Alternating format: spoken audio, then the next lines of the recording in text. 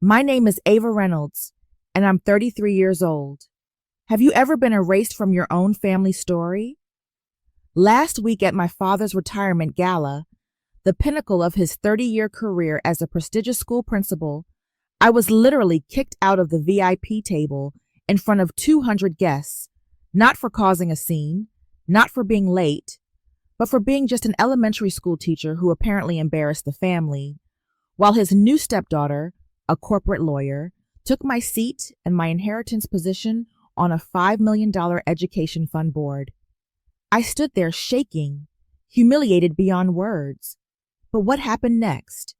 When my quiet, unassuming husband stood up and walked to that microphone, the entire ballroom fell silent.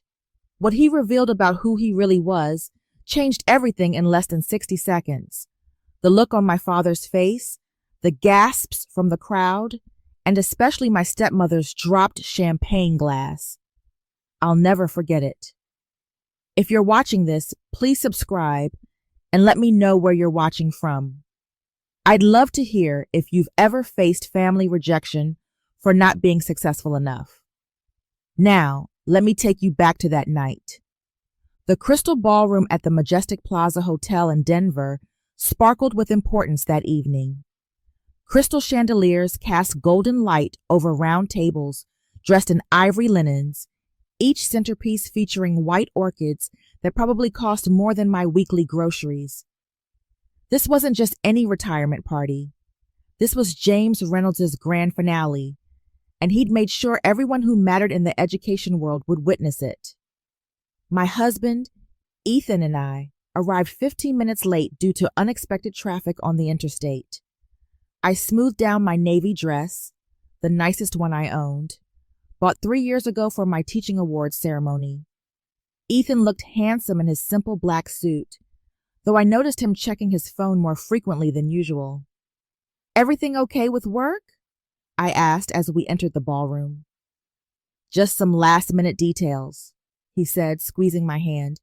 "Nothing to worry about."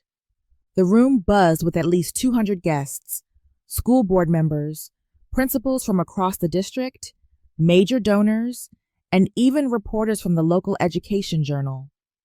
A photographer was already snapping shots near the stage, where a massive banner read, "Celebrating Principal James Reynolds, 30 years of educational excellence."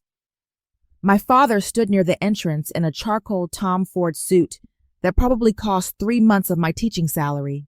Margaret, his wife of 4 years, glittered beside him in a gold sequined gown, her diamond necklace catching the light with every practiced laugh. They looked like they belonged on a magazine cover. "Ava," Dad's voice boomed when he spotted us, though his smile didn't quite reach his eyes. "You made it." "Of course, Dad. Wouldn't miss your big night." Margaret's gaze swept over my dress with barely concealed disappointment. "How nice of you to come. Lauren's been here for an hour already, networking with the board members. Lauren, Margaret's daughter, the successful one." "The traffic was," I started. "No excuses necessary," Margaret cut in smoothly. "Let's get you to your table." As we walked through the crowd, I noticed the local news crew setting up cameras near the stage. Whatever announcement my father planned tonight, he wanted it documented. Ethan's phone buzzed again, and he glanced at it briefly, his expression unreadable. Something about this night felt different. The way Margaret kept smiling, the way my father avoided direct eye contact, and especially the way Ethan kept his phone close, like he was waiting for something. I just didn't know yet that I was about to be erased from my own family's narrative. The place cards at the VIP table gleamed like tiny verdicts. I scanned them twice, then a third time, my stomach dropping with each pass. James Reynolds, Margaret Reynolds, Lauren Mitchell, Thomas Lee, board members, major donors. No Ava Reynolds. "There must be some mistake with the seating," I said, trying to keep my voice light. Margaret appeared at my elbow, her smile sharp as crystal. "Oh, didn't James tell you?" We had to make some last-minute adjustments. Space constraints, you understand? I looked at the table. 8 chairs, 7 cards, one empty seat right next to where Lauren was already sitting, her manicured hand resting on the back of the chair as she chatted animatedly with Thomas Lee, the chairman of the Education Fund Board. "But I'm his daughter," I said quietly. "Of course you are, dear. You're at table 12, right over there." Margaret pointed to a table near the back, half hidden behind a decorative pillar, with the other teachers from the district. "Won't that be nice? You'll have so much in common to discuss." Ethan's jaw tightened beside me. "This is her father's retirement dinner." "And we're so glad you both could come," Margaret responded smoothly, already turning away. "Lauren, darling, tell Mr. Lee about your latest case win." Lauren looked up, her smile perfectly practiced. "Oh, Ava, didn't see you there. Don't you look comfortable?" Her eyes swept over my 3-year-old dress. Margaret was just telling everyone about my promotion to senior associate, youngest in the firm's history. The words stung exactly as intended.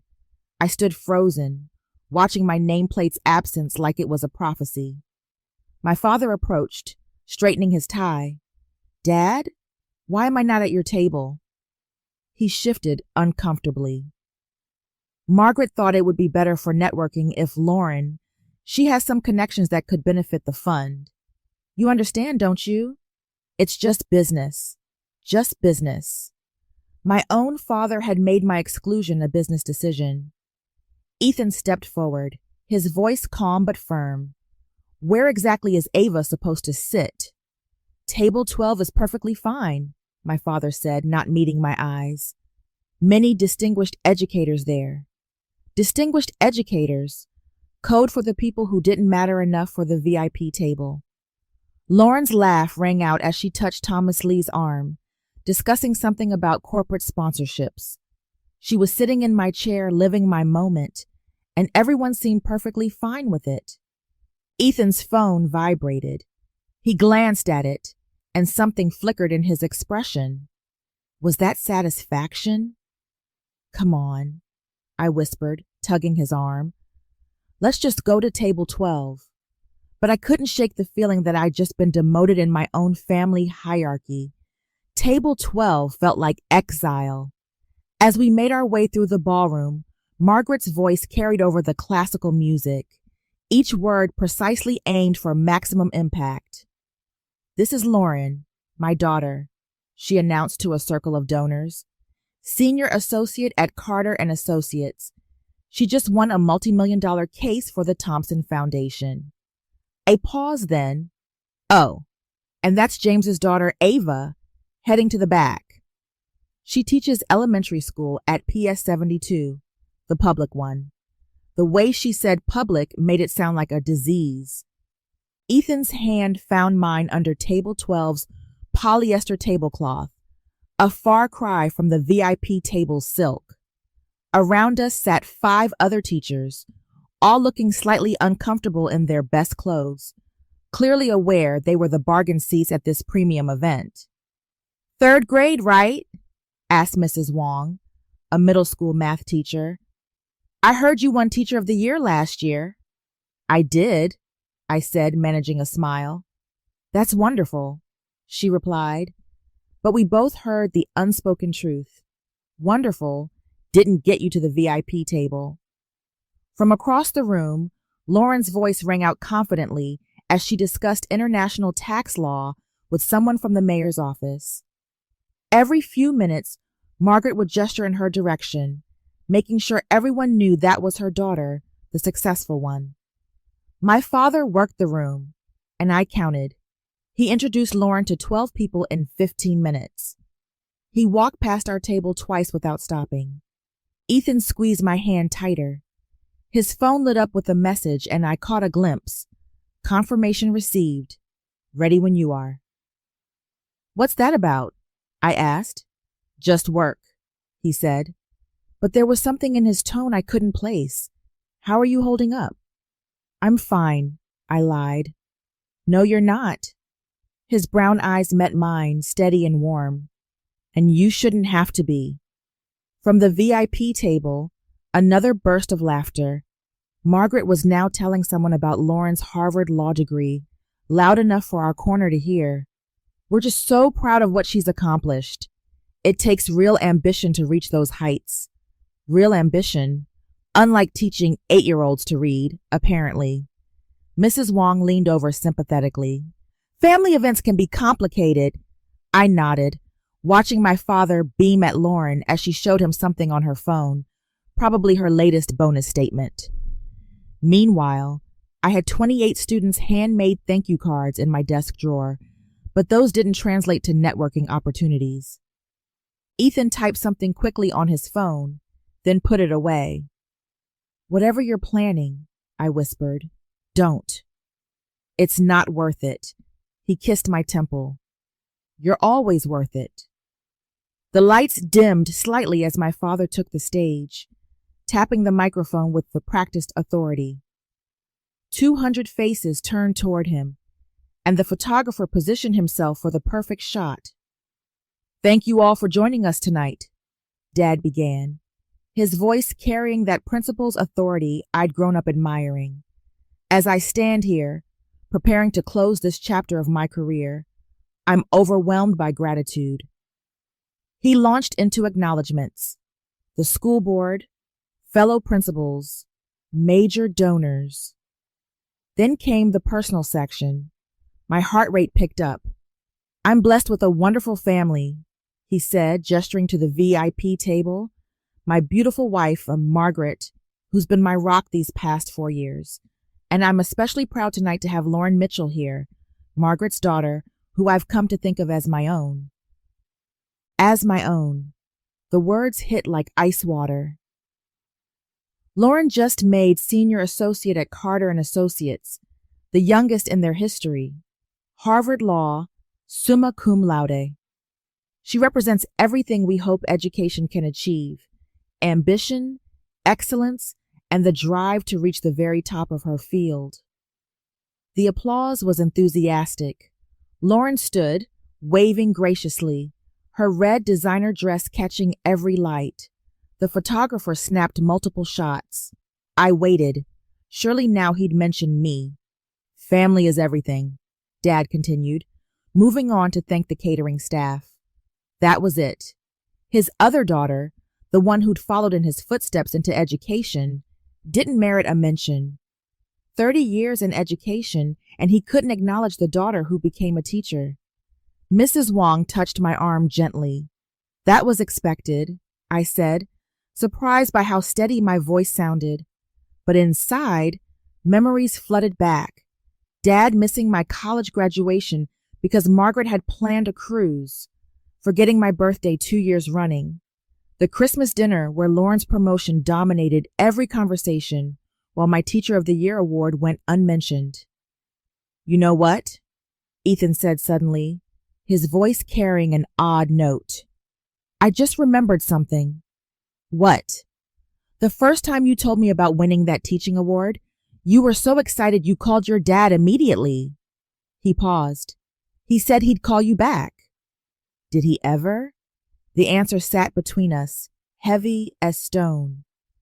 No, he never called back. On stage, Dad was now telling a funny story about his first day as principal. The crowd laughed warmly. He was charming, commanding, everything a leader should be, everything a father should be, except to the daughter who disappointed him by choosing passion over prestige.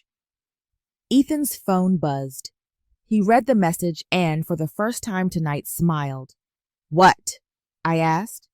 Just remembering why I married a teacher, he said, and why that matters more than anyone in this room realizes. If you've ever felt invisible in your own family, or like your achievements don't matter because they're not flashy enough, please hit that subscribe button. Your support means everything, and I'd love to know, have you ever had to stand up to family members who didn't value you? Share your story in the comments below. I'm reading every single one, and it helps to know we're not alone in these struggles. Now, let me tell you what happened when things got even worse. because my father's next announcement changed everything I thought I knew about my place in the family. My father returned to the microphone, his expression shifting to what I recognized as his important announcement face, the same one he'd worn when telling me about marrying Margaret. "Now, for the evening's major announcement," he said, commanding instant silence. "As you know, the Reynolds Education Fund has received a generous commitment of $5 million from Innovate Corporation." Appreciative murmurs rippled through the crowd. $5 million was substantial, even for this well-heeled audience. "This fund will provide scholarships and resources for emerging educational leaders," Dad continued. "And tonight, I'm thrilled to announce who will take my seat on the fund's board of directors when I retire." My breath caught. This was it. The position he promised me 3 years ago when the fund was first established. "When I retire, Ava, you'll carry on the family tradition," he'd said. "Your classroom experience will be invaluable." "After careful consideration," Dad said, his voice swelling with pride, "I'm delighted to announce that Lauren Mitchell will be joining the board as my successor." The room erupted in applause. Lauren stood, smoothing her red dress, waving like she'd just won an Oscar. Margaret beamed, dabbing at her eyes with theatrical precision. I sat frozen, unable to process what I'd just heard. 3 years of preparation, 2 years of research into teacher scholarship programs, countless proposals I drafted for innovative classroom funding, gone. "Lauren brings a unique perspective," Dad continued. "Her legal expertise and corporate connections will help the fund grow beyond anything we've imagined. Legal expertise for an education fund to help teachers." Ethan's hand gripped mine so tightly it almost hurt. "That position was yours?" he whispered. "I know," I said, "but it was worse than just losing the position. This fund would determine scholarship allocations for hundreds of teachers across the state. Teachers like me, who Lauren had probably never spoken to outside of tonight. She didn't know the difference between Common Core and state standards. She'd never spent a day in a classroom. Furthermore," Dad added, "Lauren will be working closely with our primary sponsor, Innovate Corporation, to ensure their vision aligns with our goals. Their vision, not educators' vision, not teachers' needs, corporate vision." Mrs. Wong gasped softly beside me. "But you're an actual teacher. You understand what we really need." I did, which was exactly why I wasn't chosen. Ethan stood abruptly. "Excuse me for a moment. Where are you going?" "To make a call," he said, his voice carrying an edge I'd never heard before.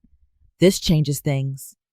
As he walked away, phone already at his ear, I watched Lauren accepting congratulations at the VIP table, my inheritance transformed into her stepping stone. The full weight of what I'd lost hit me as Thomas Lee, the board chairman, stood to elaborate on the position's responsibilities. "The board member will oversee allocation of nearly $500,000 annually in teacher scholarships," he explained. "They'll determine funding priorities, select recipients, and shape the future of educational support in our state. $500,000 every year for teachers who desperately needed support." I thought about Mrs. Garcia at my school, taking weekend shifts at Target to buy classroom supplies, about Daniel, the second-grade teacher who'd started a GoFundMe for special education resources, about my own $200 monthly spending on books and materials. This position could have changed all that.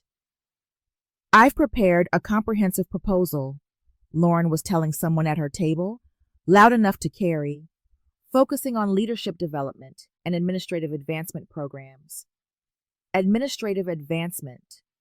Not classroom supplies, not teacher retention, not the things that actually matter to the kids we taught every day. My phone buzzed with a text from Ethan. "Need you to trust me. Something important is about to happen." I looked around but couldn't spot him in the crowd. Where had he gone? Margaret's voice cut through my thoughts as she addressed a group near our table, ensuring we could all hear. Lauren's already identified several partnership opportunities with corporate sponsors. Real innovation, not just the same old classroom charity drives. Classroom charity drives? Is that what she thought of our fundraising efforts? 2 years, I said quietly to Mrs. Wong. I've spent 2 years researching teacher burnout, creating retention strategies, designing mentorship programs. We know, she said gently, we all know what you've done for this community. But knowing didn't matter.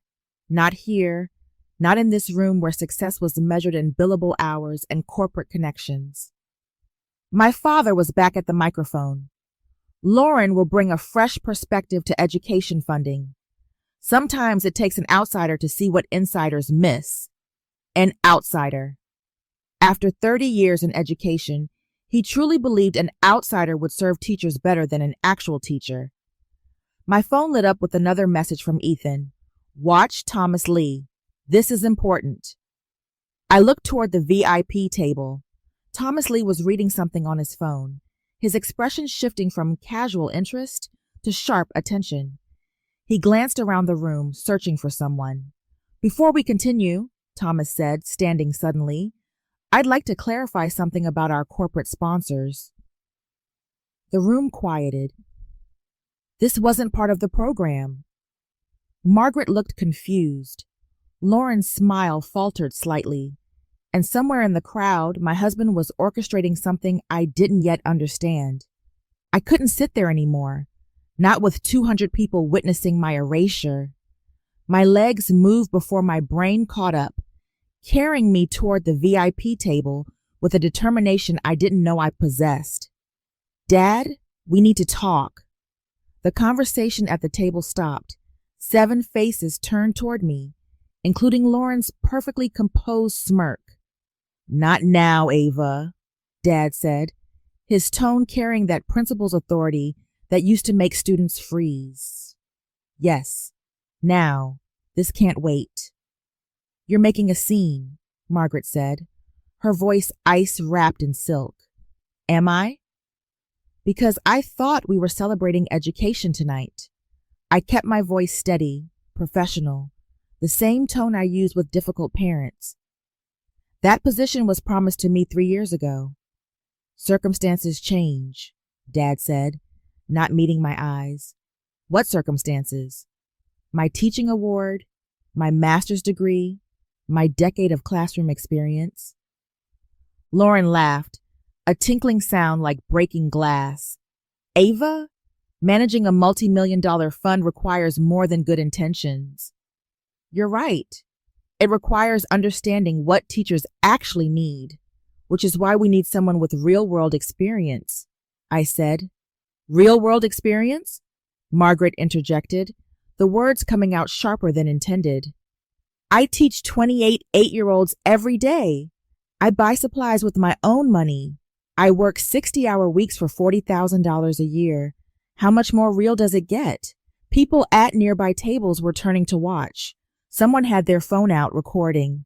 This is embarrassing, Dad hissed. You need to leave now. Embarrassing? What's embarrassing is giving an education board seat to someone who's never set foot in a classroom. Security, Margaret called out, raising her hand. 2 security guards started moving toward us. The photographer was snapping pictures. This was it, the moment I became the crazy daughter who ruined her father's retirement. I'm going, I said, backing away. But everyone here should know that James Reynolds just chose networking over knowledge, connections over compassion. His legacy isn't education, it's opportunism. Get out, Dad said, his face red, his composure finally cracking. You're no longer welcome here. The words hit harder than any slap. No longer welcome at my own father's retirement. A calm voice cut through the tension. That won't be necessary. Ethan appeared beside me, his presence steady as a lighthouse. He addressed the security guards with quiet authority. We're leaving voluntarily. But first, Mr. Reynolds, one question. Dad glared at him. What? Do you know who your primary sponsor actually is? The CEO of Innovate Ed Corporation, of course. Some tech executive. Interesting, Ethan said, his smile subtle but unmistakable. Shall we go, Ava? Something in his tone made everyone pause.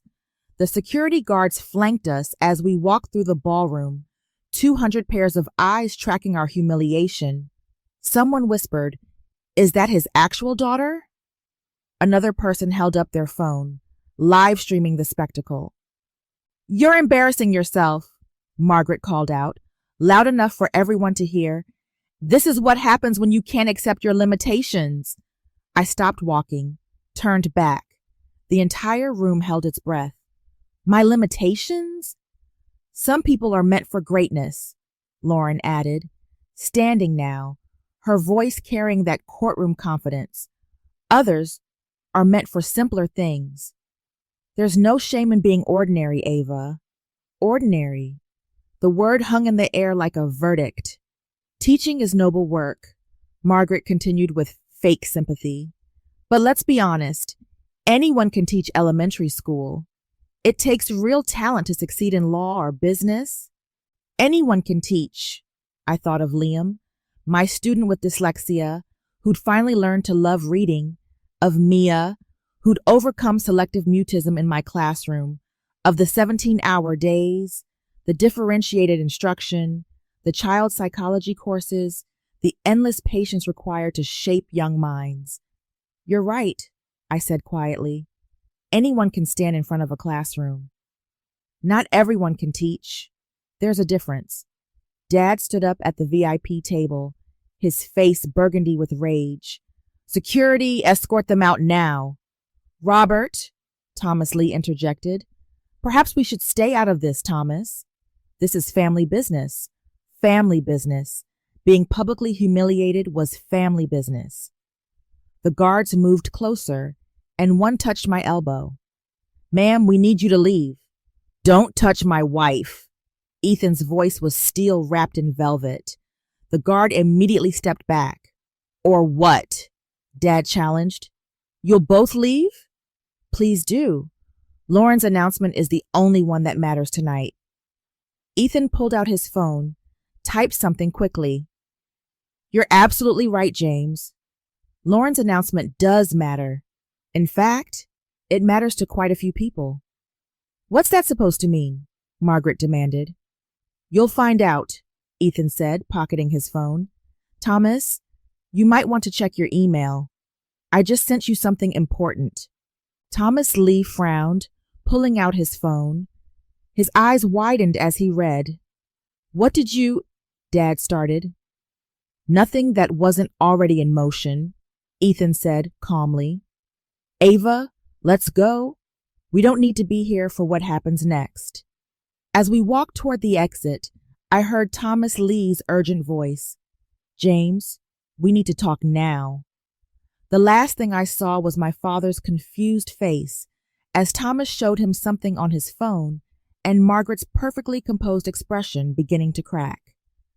We were almost at the ballroom doors when Ethan stopped abruptly. "Actually, I've changed my mind." He turned back toward the room, his stride purposeful. I'd never seen him like this. Usually my husband was the quiet one, content to support from the sidelines. But something had shifted. "Ethan, what are you doing?"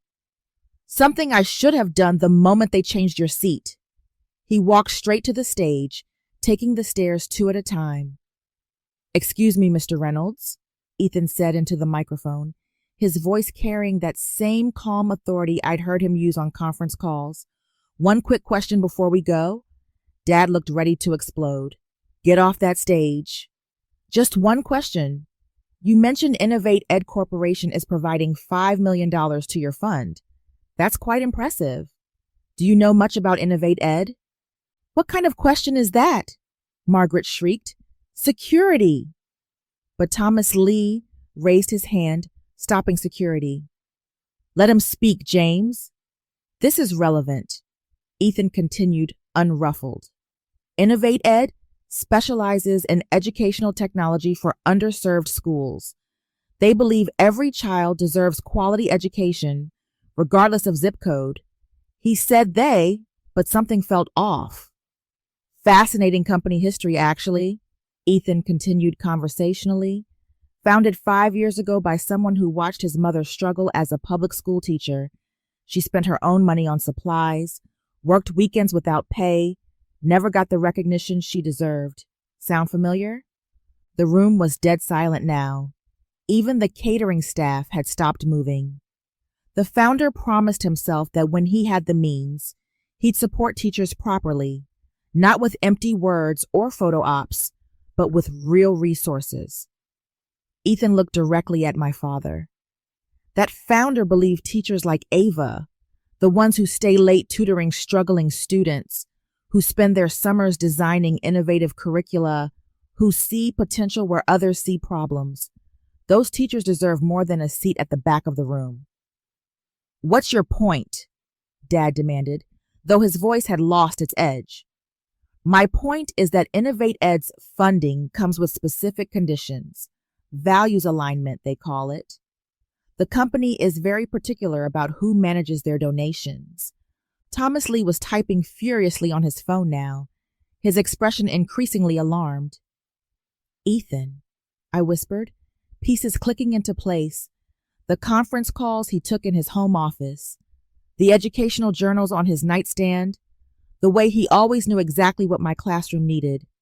"The contract terms," Ethan said, his voice still conversational, "are quite specific about the kind of leadership Innovate Ed expects. Strange that you didn't review them more carefully." My father's face had gone from red to pale. You can't be." Ethan smiled. It wasn't a cruel smile, just matter of fact. "Interesting assumptions, Mr. Reynolds." Thomas Lee stepped forward, his phone in hand, voice urgent. "James, we need to discuss this immediately. The contract specifications." "What contract specifications?" Margaret demanded, her composure finally cracking. Ethan pulled out his own phone, reading from the screen. "Section 7.3. Fund management must prioritize classroom educator experience. Section 7.4. Board positions should reflect diverse educational backgrounds with preference for active teachers." He looked up. "Should I continue?" Lauren laughed nervously. "This is ridiculous." "You can't seriously suggest—" "I'm not suggesting anything," Ethan interrupted smoothly. "I'm simply reading from a binding legal document, one that Mr. Reynolds signed 6 weeks ago." My father grabbed the contract from Thomas Lee, scanning it frantically. His face went even paler. "Furthermore," Ethan continued, "Innovate Ed reserves the right to withdraw funding if these conditions aren't met. It's all there in black and white." "You set us up," Margaret hissed.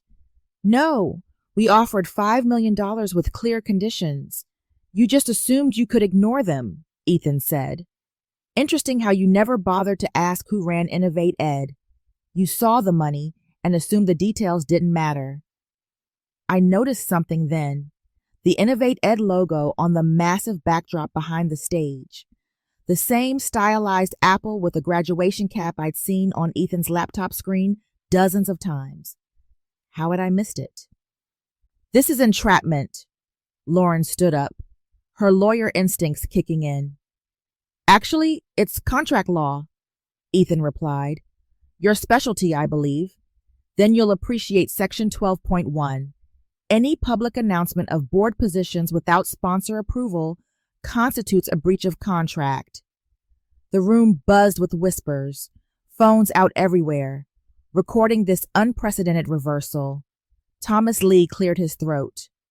"James, as board chairman, I have to ask, did you review this contract with legal counsel before signing?"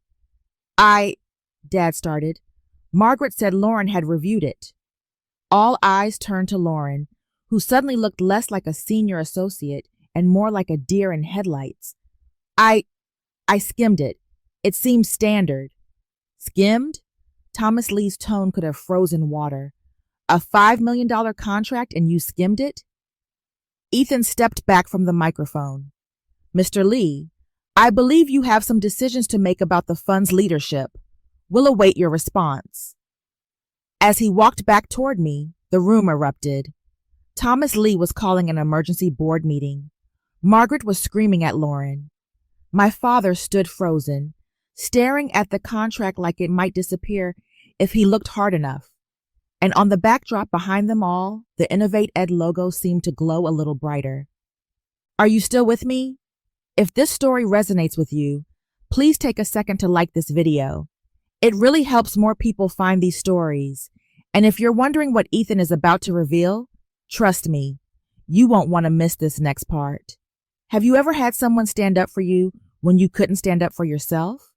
That moment when someone you love shows you just how valued you really are. Let me know in the comments.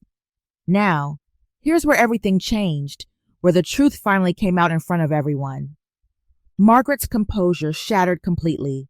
She grabbed the microphone from the podium, her voice shrill with desperation.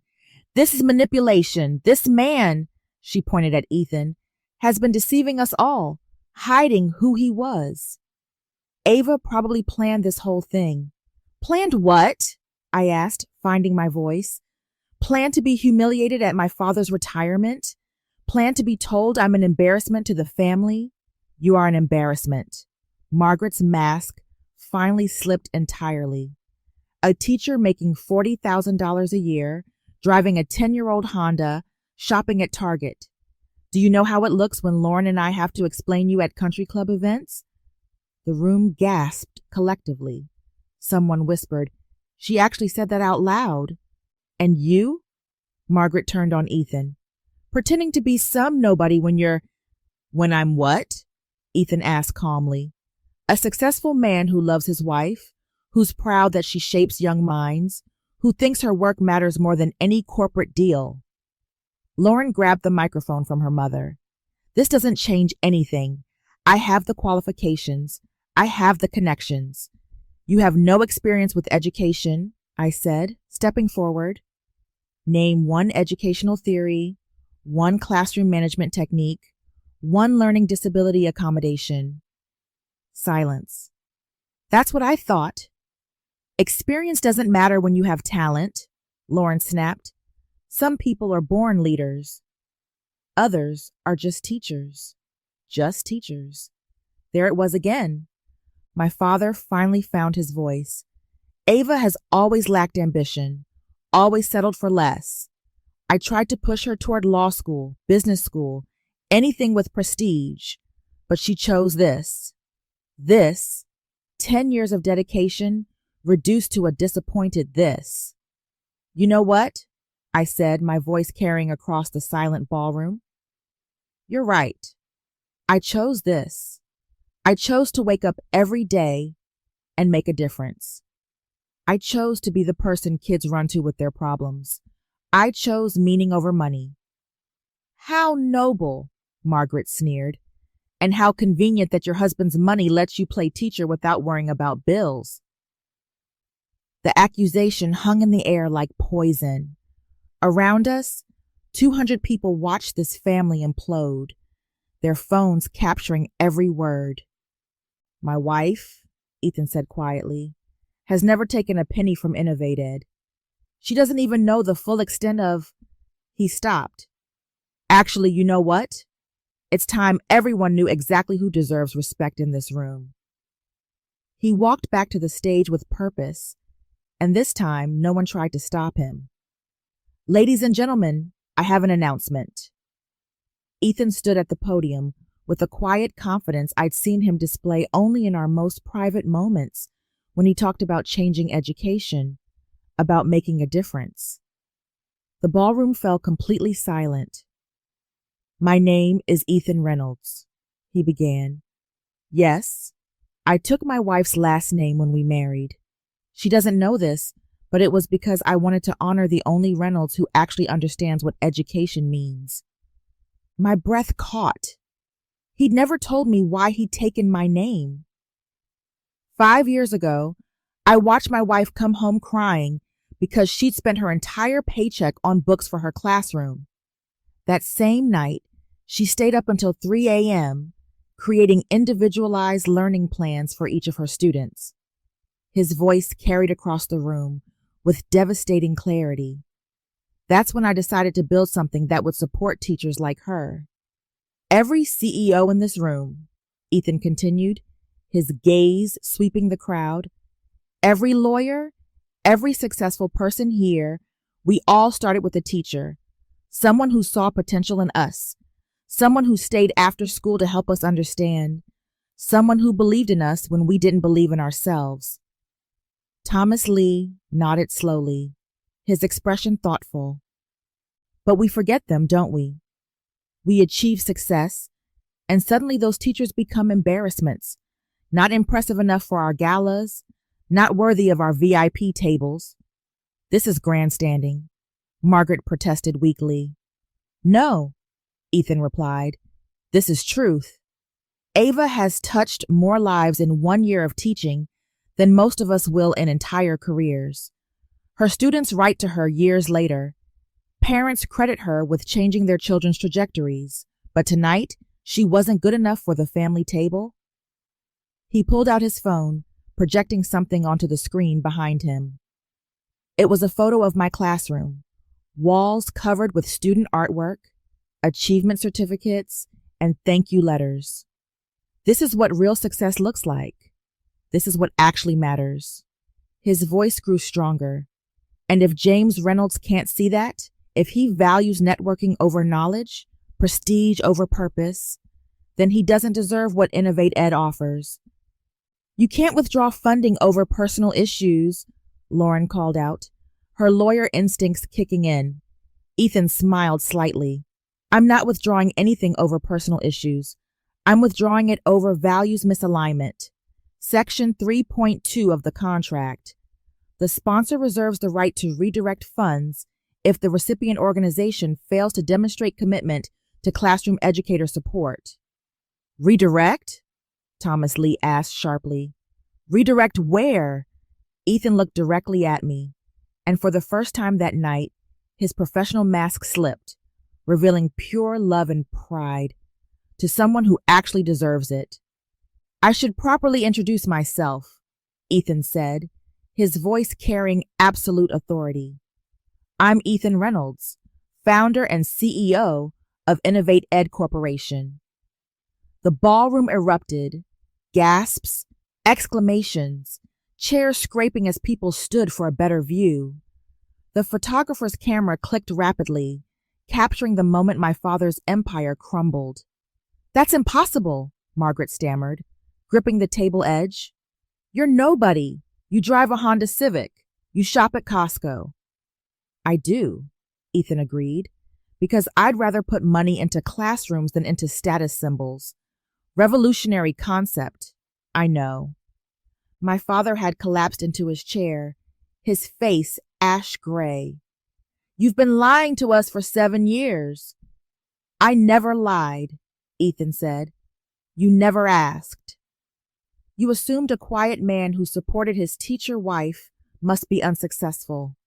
Your prejudice blinded you. Lauren's phone rang.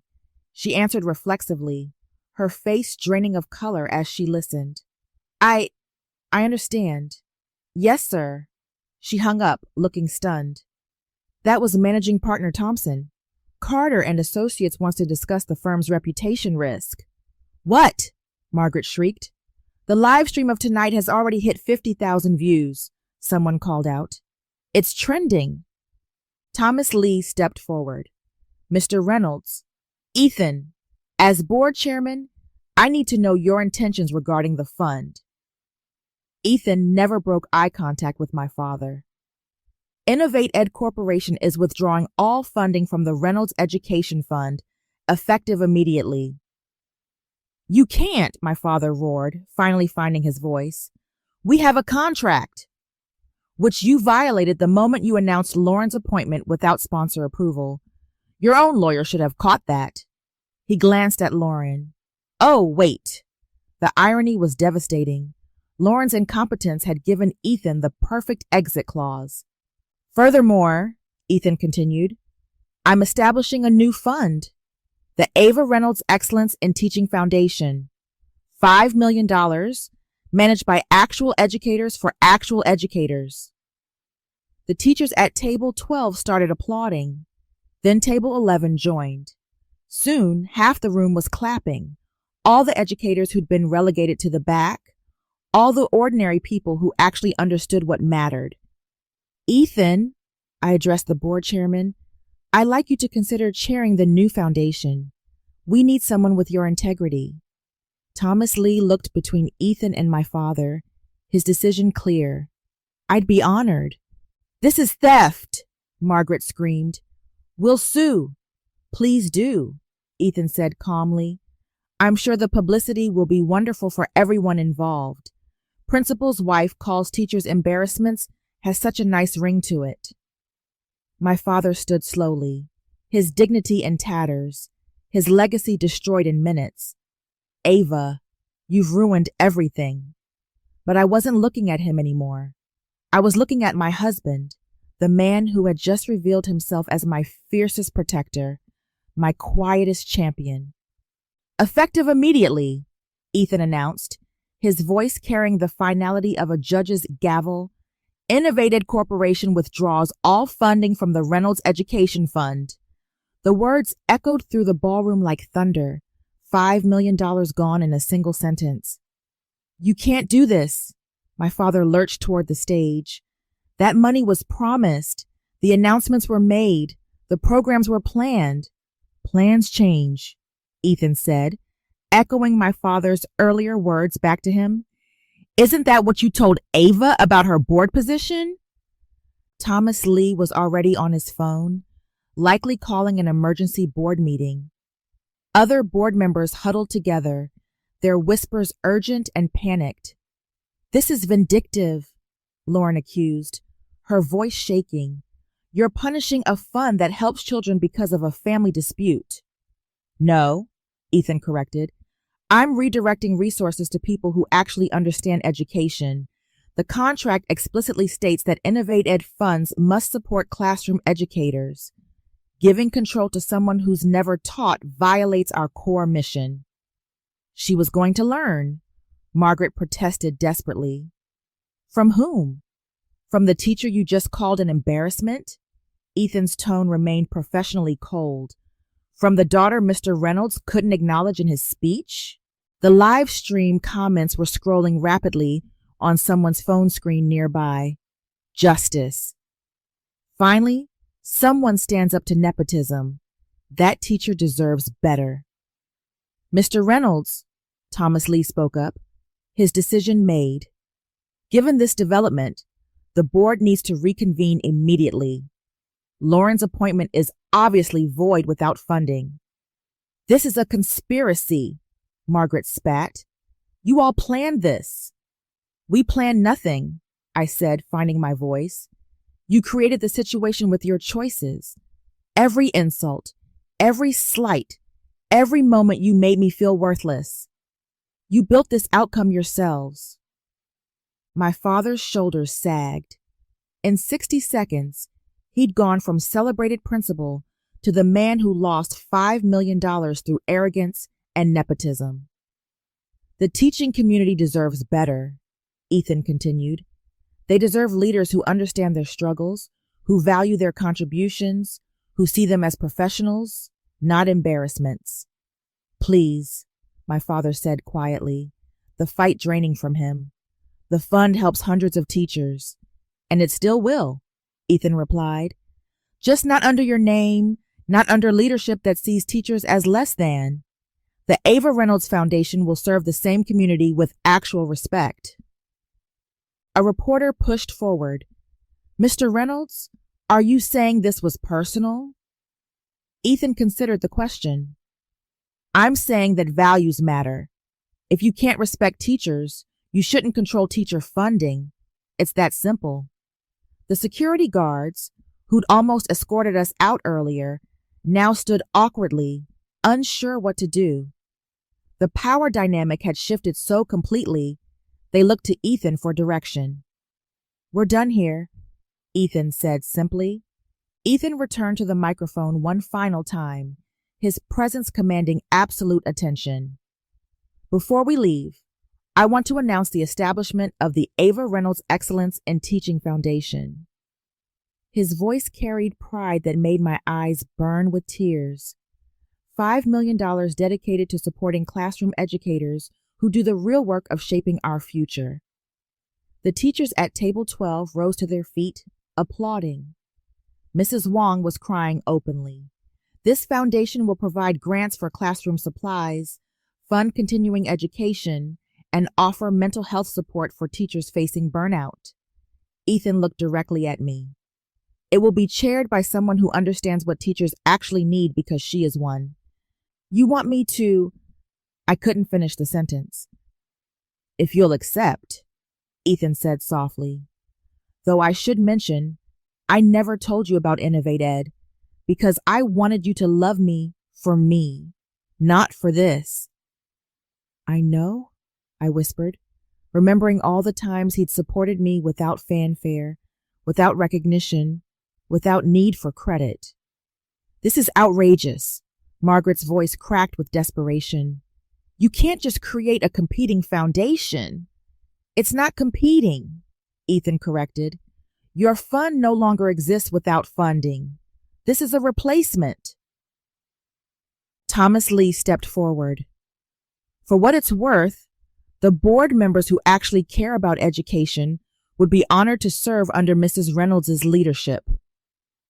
30 teachers in the room stood up, a wave of movement from the back tables, then support staff, then several parents I recognized.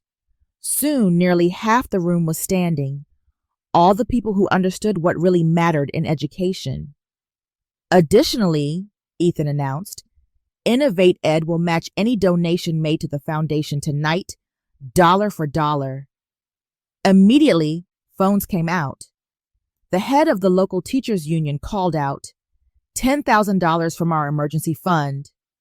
$20,000 from the Parent Teacher Association, someone else shouted. Within minutes, pledges totaling $300,000 filled the air. With matching, we'd raised over $500,000 in addition to the base funding. Lauren stood frozen, watching her carefully planned future crumble. The board position, the prestige, the networking opportunities, all evaporating because she'd skimmed a contract. This won't stand, she said weakly. There are legal implications. You're right, Ethan agreed. Your firm will probably want to discuss how their senior associate missed crucial contract terms that cost a client $5 million. That does have legal implications. Her phone rang again. She looked at the screen and didn't answer. Mrs. Reynolds, Thomas Lee addressed me formally. Would you accept the position of founding chair? I looked at my father, who sat defeated at his VIP table, his grand retirement transformed into public humiliation, then at Ethan, who'd protected me while respecting my independence. I accept. Lauren's phone wouldn't stop ringing. Each call she declined made the next one come faster. Finally, she had to answer. Yes, Mr. Thompson. Her voice was barely audible, but in the hushed ballroom we could all hear. I understand? Yes, sir. The live stream, I know. Tomorrow morning. Yes, sir. She hung up, her hands trembling. They want to discuss damage control, she said numbly. The firm's biggest education client saw the stream. They're reconsidering their representation. What did you expect? Mrs. Wong asked, not unkindly. You publicly insulted an entire profession. Teachers are parents too. They're voters. They're clients. The reality was sinking in. Lauren hadn't just insulted me. She'd insulted every teacher watching, every parent who valued education, every person who remembered a teacher who changed their life. Margaret grabbed her daughter's arm. We'll fix this. We'll issue a statement. We'll say you were misquoted. It's live streamed, Mom, Lauren said flatly. 50,000 views and climbing. The legal blogs are already picking it up. Lawyer who skimmed multi-million-dollar contract calls teachers worthless. Her phone buzzed with a text. She read it and actually laughed, a broken, disbelieving sound.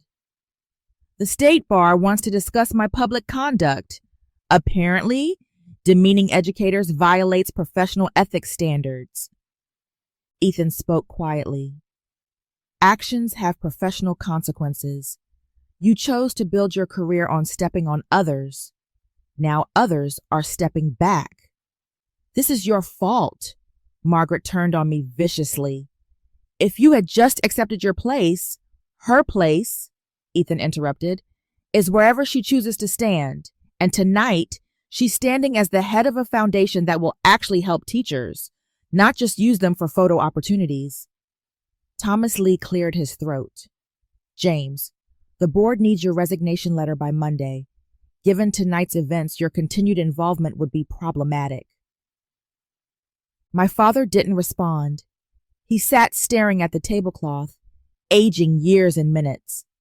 For what it's worth, I said quietly, I never wanted this. I just wanted to be included, to be valued, to have my father proud of what I do. I was proud, he said hoarsely. I wanted more for you. More than shaping the future. More than being loved by 28 kids who think I hung the moon. More than making a real difference. I shook my head. That's not more, Dad. That's just different. And different isn't better. Lauren's phone rang again. Another client pulling out. Another consequence landing. The empire built on dismissing teachers was crumbling, one phone call at a time.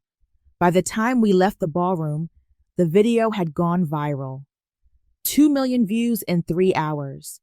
The hashtag Teachers Deserve Respect was trending nationally. My phone hadn't stopped buzzing. Messages from former students, fellow teachers, parents who'd heard what happened. The story had struck a nerve. Every teacher who'd been told they were just a teacher, every educator who'd been asked, but what's your real job? The internet never forgets, Ethan said as we sat in our car, watching the numbers climb on social media. The fallout was swift and merciless. Screenshots of Margaret calling teachers' embarrassments became memes. Lauren's "Some people are meant for greatness, others for teaching" was printed on protest signs outside Carter and Associates by morning. My father's reputation, built over 30 years, destroyed in one night. The principal who didn't value teachers, the educator who saw education as embarrassing. The irony was devastating. 3 days later, the school board released a statement. In light of recent events, James Reynolds has voluntarily accelerated his retirement, effective immediately. Voluntarily, we all knew what that meant. Margaret and Lauren moved to Boise within the month. Lauren's partnership track at Carter and Associates had been indefinitely postponed. She took a position at a small firm specializing in real estate law. No more education clients, no more prestigious cases. Her LinkedIn profile no longer mentioned Harvard Law in the first line. But the positive responses overwhelmed everything else. Teachers from across the country sharing their stories. Parents thanking me for standing up. Students, so many students, saying their teachers deserved better. The Ava Reynolds Foundation received over 50 corporate sponsorship offers in the first week. Companies wanted to be associated with the respecting teachers, not dismissing them. We had to hire staff just to process the applications. You know what the ironic part is? I told Ethan as we reviewed foundation applications. Dad spent 30 years in education, but he'll be remembered for disrespecting educators. He made his choice, Ethan said simply. Every time he introduced Lauren instead of you, every time he valued prestige over purpose. Choices have consequences. A month later, we held our first foundation board meeting. Thomas Lee, 5 veteran teachers, 2 parent advocates, and me. No lawyers unless they'd taught, no business executives unless they'd volunteered in classrooms, just people who understood that teaching wasn't less than, it was everything. The meeting was at table 12 of the same ballroom. We'd specifically requested it. From the back tables to the boardroom, Mrs. Wong said with a smile. That's quite a journey. No, I corrected. From the classroom to the boardroom, that's the journey that matters. 6 weeks after the gala, my father called. I'd been expecting it. Margaret had left him 2 weeks prior, moving to Boise to be near Lauren. The house is too big for one person, he said. The silence is deafening. Ava, we need to talk. We're talking now. In person, please. His voice sounded older, fragile. I need to apologize. Do you? Or do you need forgiveness to salvage your reputation? A long pause. You've become harsh. No, Dad? I've become clear. There's a difference. What I did was wrong, he said finally. What exactly was wrong? Be specific. Another pause. I could picture him struggling, still unable to fully admit his failures. I shouldn't have given Lauren your position, and I shouldn't have excluded you from the VIP table. And Ava, please, you've made your point. You've destroyed everything. My reputation, my retirement, my marriage. I destroyed nothing, I interrupted. You did that yourself. Every choice you made led to that moment. I just stopped protecting you from consequences. You're my daughter. Doesn't that mean anything? It meant everything to me. But what did it mean to you? Was I your daughter when you forgot my birthday twice? When you missed my teaching award ceremony for Margaret's book club? That's not fair. When you introduced Lauren as the daughter you're proud of, when you called my career an embarrassment, was I your daughter then? Silence stretched between us, years of hurt condensed into seconds. What do you want from me? He asked finally. Nothing. That's the point. I don't need anything from you anymore. So that's it? You're cutting me off? I'm setting boundaries. If you want a relationship, here are my terms. 6 months of family therapy, a public apology to the teaching community, and a genuine effort to understand why what you did was wrong, not just the consequences, but the actual harm. That's ridiculous. I'm not going to therapy like some. Then we're done. Your choice, Dad, just like it's always been your choice. You've changed, he said bitterly. Ethan has turned you against me. No, Dad. Ethan showed me I deserved respect. You showed me you wouldn't give it. That's not the same thing. I hung up gently. No anger, no satisfaction, just peace. He didn't call back, didn't meet my terms, made his choice again. And for the first time in my life, I was okay with that. His approval was no longer my measure of worth. 6 months later, the Ava Reynolds Foundation had awarded 127 scholarships to teachers pursuing advanced degrees. We'd provided emergency grants to 89 classrooms facing supply shortages. We'd funded mental health support for over 200 educators experiencing burnout. But I still taught 3rd grade at PS 72. Why don't you quit? A reporter asked during an interview. You're running a multi-million-dollar foundation. Because I'm a teacher, I replied simply. The foundation exists to support teachers.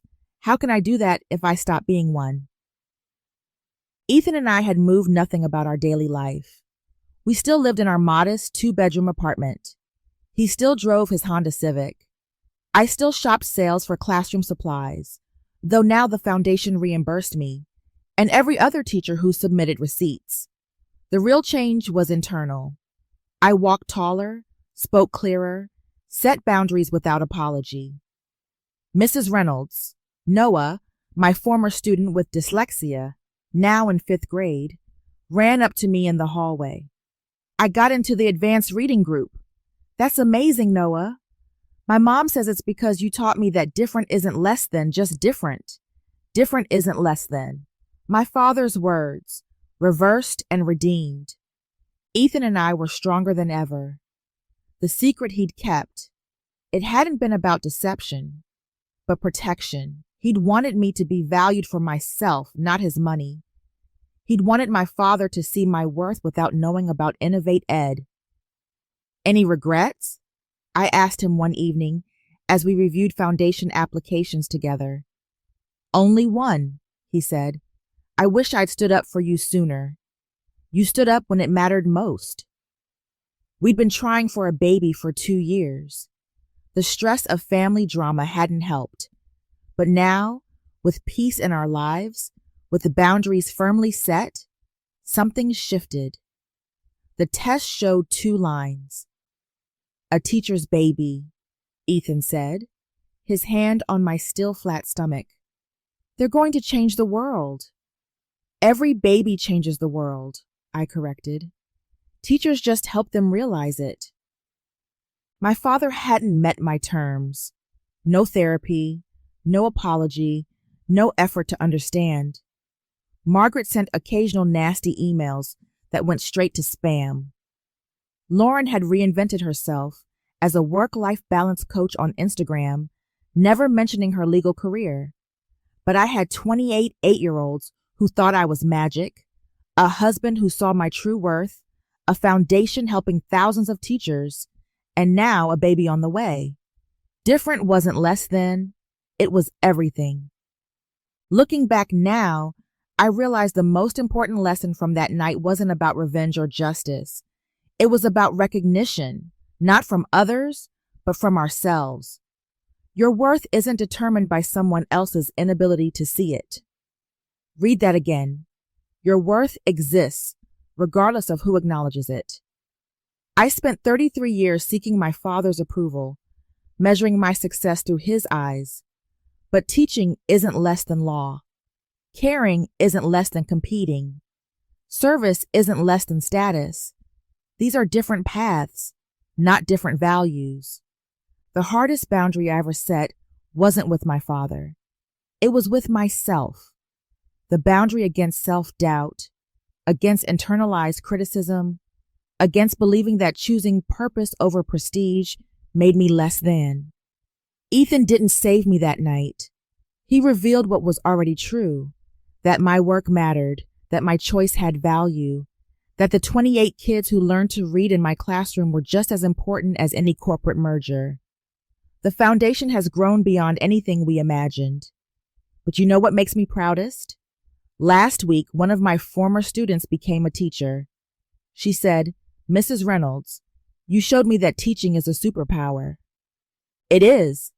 Every teacher reading this, watching this, living this, you have superpowers. You shape minds. You build futures. You catch children when they fall and teach them to fly. That's not ordinary. That's extraordinary. My father and I haven't spoken in 8 months. Maybe we never will. But I've learned that family isn't about blood. It's about respect. It's about the people who see your worth when you're doubting it yourself. It's about the husband who builds an empire to honor your work. It's about the students who write thank you letters 10 years later. For those of you facing similar situations, whether it's family, friends, or colleagues who diminish your choices, remember this. Their inability to see your value doesn't diminish it. Their need to rank worth by salary doesn't define it. Their discomfort with your joy doesn't destroy it. Set your boundaries with love, but hold them with steel. You deserve to be celebrated, not tolerated. You deserve to be valued, not compared.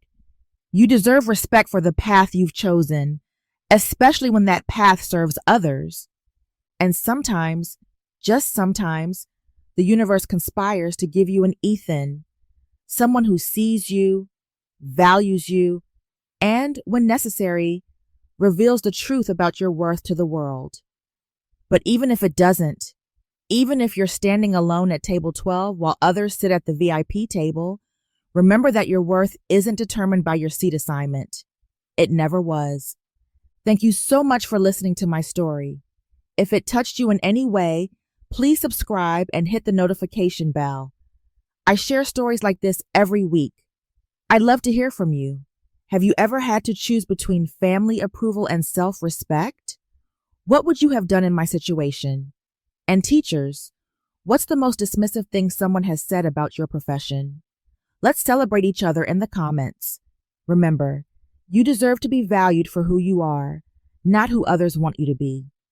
Until next time, stay strong and keep setting those boundaries.